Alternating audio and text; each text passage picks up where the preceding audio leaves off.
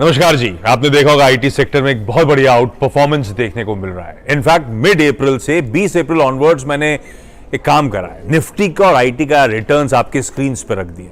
Nifty ने 20 अप्रैल से अब तक 11% और उसके सामने आईटी इंडेक्स ने अब तक 21% के रिटर्न्स दिए हैं। इस तरह का गजब का आउट परफॉर्मेंस आईटी इंडेक्स दिखा रहा है। और अब सामने खड़ी है साहब इम्तिहान की घड़ी। अगले हफ्ते कोई टीसीएस, कोई इन्फोसिस, कोई एचसीएल टेक अपने तिमाही रिजल्ट्स घोषित करने जा रहा है। सच का सामना होगा। और उससे पहले एक फॉरेन ब्रोकरेज हाउस, दिग्गज foreign brokering house JP Morgan की रिपोर्ट आई है। पहले तो रीजन समझा रहे हैं इस आउट परफॉर्मेंस का।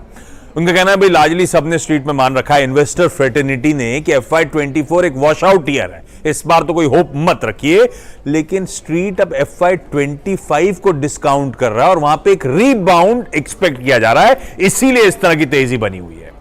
हालांकि जेपी मॉर्गन के एनालिस्ट स्पेसिफिकली कह रहे हैं उनके जितने इंडस्ट्री चेक्स हुए, इंडस्ट्री के लोगों से बातचीत हुई, ऐसा कोई मीनिंगफुल इंप्रूवमेंट डिमांड एनवायरनमेंट में नजर नहीं आ रहा है। इंप्रूवमेंट छोड़िए, वो कहते हैं पिछले क्वार्टर में इस समय और इस क्वार्टर में, अब रिजल्ट सीजन के आगाज होने से पहले, वो पिछले क्वार्टर में ज्यादा पॉजिटिव थे वनस्पत इस क्वार्टर के। यानी कि माहौल दरअसल और डिटोरिएट हुआ है जब आईटी आउट परफॉर्म कर रहा है।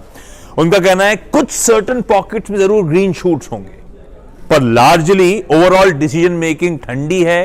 यानी कि क्लाइंट डिसाइड नहीं कर पा रहे समय पे, और डील के रैंप अप्स, डील मिलने के बाद डील कब क्वांटिटी बढ़ेगी, क्वांटम बढ़ेगा, वो रैंप अप्स और स्लो ही हो रहे हैं। तो मूड माहौल बिगड़ा हुआ है।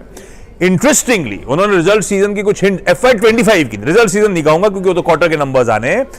उनका कहना है जो FY25 की प्राइसिंग चल रही है लार्ज कैप्स के लिए, इंडस्ट्री मान के चल रहा है कि डबल डिजिट ग्रोथ होगी, जबकि जेपी मॉर्गन मानता है कि हायर सिंगल डिजिट ग्रोथ ही रहेगी। यानी कि 8-9% से ज्यादा की ग्रोथ लार्ज कैप्स में देखने को नहीं मिलेगी। इवन फॉर मिड कैप्स वो कह रहे हैं हायर टीन्स की बात हो रही है, मिड टीन्स के ग्रोथ की बात हो रही है, लेकिन लोअर टीन्स पे ग्रोथ आएगी। यानी कि 15, 16, 17% जो एक्सपेक्ट कर रहा है बाजार, प्राइस इन कर रहा है, शायद एक्चुअल ग्रोथ 11%, 12% के आसपास देखने को मिले। तो जो एंटीसिपेट किया जा रहा है उसके सामने एक डिसअपॉइंटमेंट का खतरा बढ़ रहा है।